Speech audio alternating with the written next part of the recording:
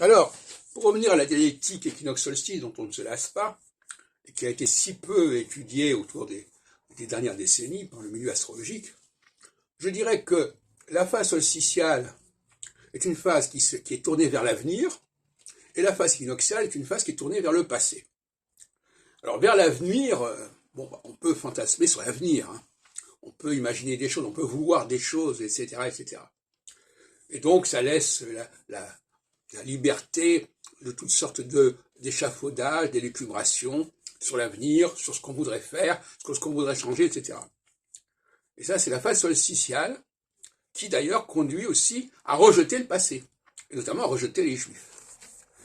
Et inversement, la phase équinoxiale, elle, est un retour vers le passé, une prise de conscience de ce qui s'est voulu, de ce qui a été voulu au départ. Quel était le plan divin initial, respecter ce plan divin dans sa pureté initiale.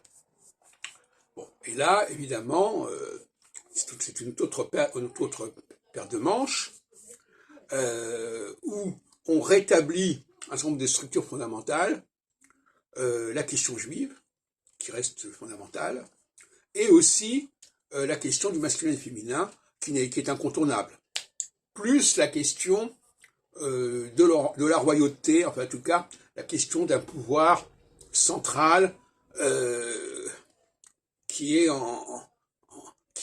autour duquel gravite tout un ensemble de facteurs. L'autre jour, j'ai interrogé René Louis sur la dialectique du singulier et du pluriel, telle qu'on la voit dans les langues, et il me disait, il y a la dialectique entre l'individu et le collectif. Non, la véritable dialectique, c'est entre le roi, le centre, le chef et le peuple. C'est pas entre l'individu et le collectif. Là, il y a un contresens majeur.